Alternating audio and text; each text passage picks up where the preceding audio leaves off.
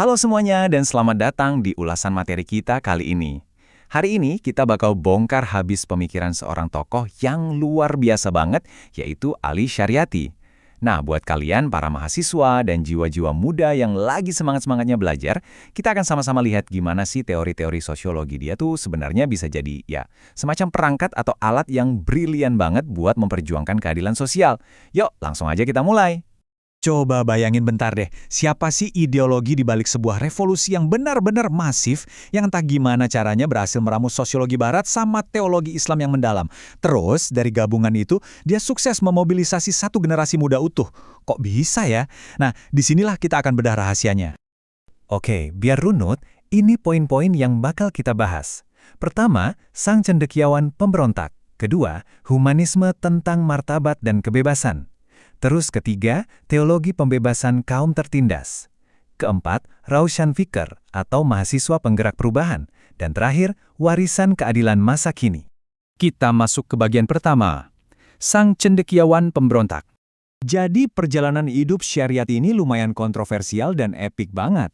Dia lahir tahun 1933 di sebuah desa di Mazinan, Iran. Dari sana, merantau jauh sampai akhirnya dapat gelar doktor dari Sorbonne di Paris sekitar tahun 1960-an. Tapi kisahnya berakhir cukup tragis. Tahun 1977, dia meninggal secara misterius di Southampton. Banyak yang menduga ini ulah operasi intelijen. Dan ironisnya nih, ini kejadian cuma 2 tahun sebelum meletusnya revolusi Iran, revolusi raksasa yang justru ideologinya sangat dia inspirasi. Kalau kita perhatiin, ada yang unik banget dari pola pikir dia. Coba deh lihat diet intelektualnya.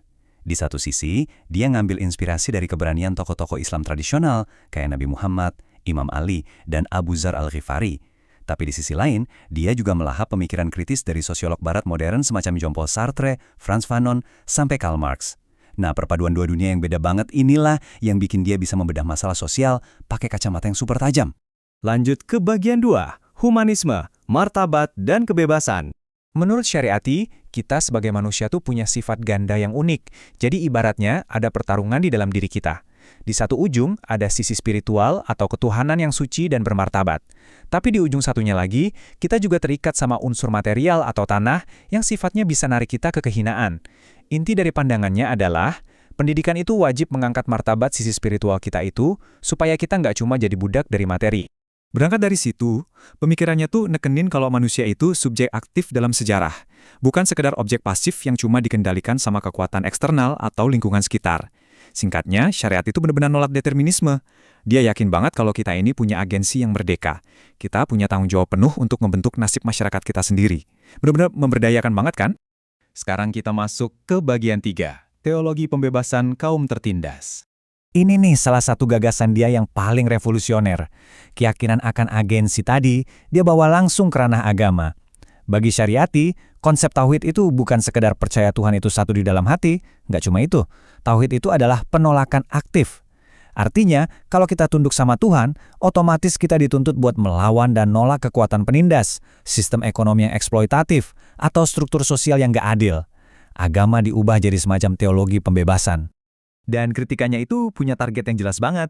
Dari kacamata dia, agama diubah jadi senjata sosial buat berpihak pada kaum tertindas atau mustadafin. Dia dengan berani menjadikan rejim otoriter, eksploitasi ekonomi, dan perbedaan kelas yang jomplang antara borjuis dan proletar sebagai sasaran utama kritiknya. Intinya, ini panggilan langsung buat ngeruntuhin ketidakadilan yang bikin masyarakat mandat. Oke, bagian keempat, Raushan Fikr, mahasiswa penggerak perubahan. Pertanyaannya, gimana sih teori besar ini diterjemahkan ke dunia kampus? Terus apa hubungannya sama kalian para mahasiswa modern? Nah, Syariati ngenalin konsep yang namanya Raushan Fikr atau sang pemikir yang tercerahkan. Ini tuh ibarat cetak biru pamungkas buat para aktivis mahasiswa. Seorang Raushan Fikr nggak pakai ilmunya cuma buat kebanggaan gelar akademis aja. Bukan, mereka justru pakai ilmunya jadi obor, ngebimbing masyarakat, dan punya peran aktif buat dorong perubahan sosial di dunia nyata. Buat mencapai itu, ada jalurnya nih, sangat terstruktur. Dimulai dari kesadaran diri, sadar kalau kita ini agen sejarah, terus naik jadi kesadaran kolektif, yaitu peka buat menganalisis penderitaan masyarakat di sekitar kita, ujungnya, aksi nyata buat membimbing mereka. Di zamannya, ide-ide ini nggak cuma diam di ruang kelas loh. Gagasannya disebar lewat pamflet dan pidato-pidato bawah tanah, sampai akhirnya sukses ngegerakin jutaan pemuda buat turun ke jalan. Dan kita sampai di bagian kelima, warisan keadilan masa kini. Dampak pemikiran syariati itu nggak berhenti di revolusi masa lalu aja. Gagasannya masih melintasi dekade.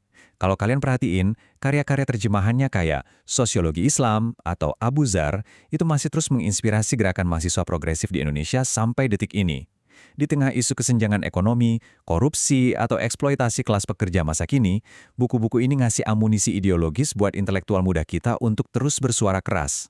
Jadi sebagai penutup ulasan kita, ada satu pertanyaan krusial buat kita renungkan sama-sama. Di tengah berbagai ketidakadilan sosial hari ini, udahkah kita jadi seorang Roshan Fik yang membebaskan? Apakah kita cuma mau duduk diam jadi pengamat sejarah? Atau kita siap memikul martabat kemanusiaan kita, bangkit dan beraksi buat ngubah arah masa depan? Pilihan ada di tangan kalian. Teruslah berpikir kritis dan sampai jumpa di ulasan menarik berikutnya.